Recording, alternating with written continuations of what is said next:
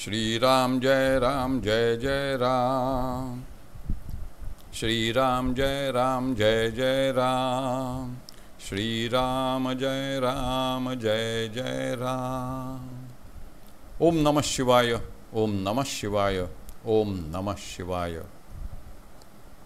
योग वासिष्ठ दिवस क्रमांक 325। उपशम प्रकरण सर्ग 13।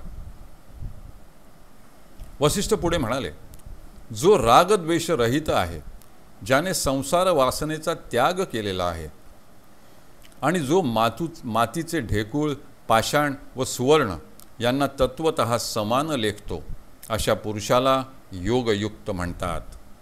असा मनुष्य जे जे करतो, खातो, देतो, त्यात त्याची बुद्धी आसक्त नसल्यामुळे त्याला सुखदुःखाची बाधा होत नाही। प्राप्त कर्तव्य म्हणून जो कोणत्याही कार्याला आरंभ करतो, परंतु ज्याने इष्ट अनिष्ट भावनेचा सर्वतः त्याग केलेला आहे, तो सुखदुःखांमध्ये कधीही लिप्त होत नाही। हे महाबुद्धिवान रामा, ही सर्व चित सत्ता आहे असा मनाचा ठाम निश्चय होऊन ज्याचे भोग विषयांचे चिंतन पूर्णतः नष्ट झाले आहे, त्यालाच शाश्वत ज्ञान प्राप्त होते। आपले आणि आपल्या पिल्लांचे उदरपोषण करण्याकरिता मांजर ज्याप्रमाणे मांसाच्या लालसेने सिंहाच्या मागून अरण्यात जाते, त्याप्रमाणे मन स्वभावतःच जड असल्याने आपल्या विषयसिद्धीकरिता स्वयंप्रकाश चिदात्म्याच्या मागे जाते। सिंहाने केलेल्या पराक्रमाने मिळालेले मांस त्याच्या मागून जाणाऱ्या मांजराला आयतेच मिळते, त्याप्रमाणे आत्मप्रकाशाच्या योगाने प्राप्त झालेल्या दृश्य विषयांमध्ये मन आसक्त होते। मन हे असद्रूप असून ते एकमेवाद्वितीय अशा आत्मस्वरूपाला विसरून त्याच्याच सहाय्याने जगदाकाराची भावना करते व त्यानुसार जगदाकार बनून त्यावर आपली उपजीविका करते।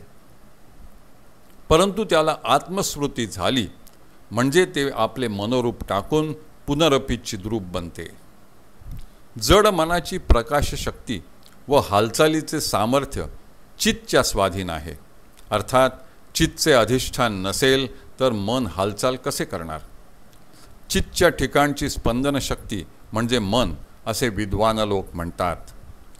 त्याचेही कारण हेच होय।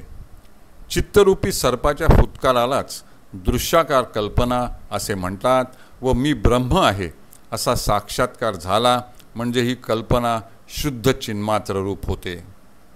सारांश म्हणजे चैत्य म्हणजे विषयरहित चित्त हेच सनातन ब्रह्म होय व चैत्ययुक्त चित्त हीच त्रिपुटी रूप चित्तवृत्ती होय।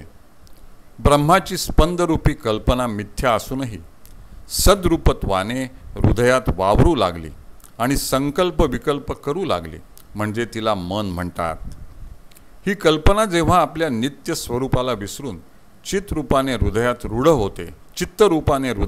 होते, तेव्हा ती जडाप्रमाणे व्यवहार करू लागते।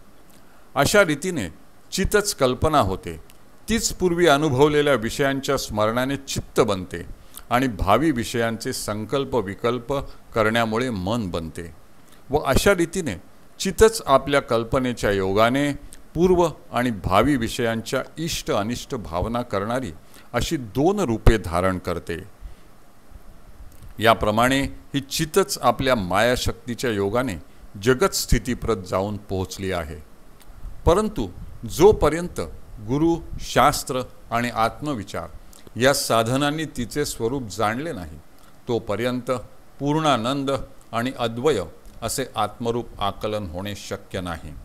यास्तव शास्त्रविचार, तीव्र वैराग्य आणि इंद्रिय निग्रह यांच्या योगे जडाकार कल्पनारूपी स्वप्नातून चित्तला जागे करावे। विज्ञान आणि समाधी साधन संपत्ती यांच्या योगाने जागृत झालेली सर्व जीवांची चित्तवृत्ती ब्रह्मरूप होते, पण ह्या साधनांच्या अभावी ती सर्वत्र भ्रमण करीत राहते। यास्तव व्यामोहाने उन्मत्त झालेल्या, विषयांमध्ये लोळत पडलेल्या आणि अज्ञानाच्या निद्रेमध्ये घोरत असलेल्या चित्तवृत्तीला जागृत करावे। कारण जोपर्यंत ही चित्तवृत्ती जागृत झाली नाही, तोपर्यंत जगताला अधिष्ठानभूत असलेल्या परमात्म स्वरूपाचा बोध होणे अशक्य आहे। जगताची दृश्यमान स्थिती ही एखाद्या सांकल्पिक प्रासादाप्रमाणे वा कल्पनेमधील राजवाड्याप्रमाणे असून तो आत्मस्वरूपाचा केवळ विलास आहे. ज्याप्रमाणे एखादी पुष्पमंजिरी आपल्या ठिकाणच्या गंधशक्तीमुळे शोभायमान होते, त्याप्रमाणे चित्तवृत्ती ही अंतस्थ सर्वसाक्षी परमात्म दृष्टीने व्याप्त झाली म्हणजेच जगातील पदार्थांना प्रकाशित करू शकते. हरि ओम तत्सत. हरि ओम तत्सत. हरि ओम तत्सत.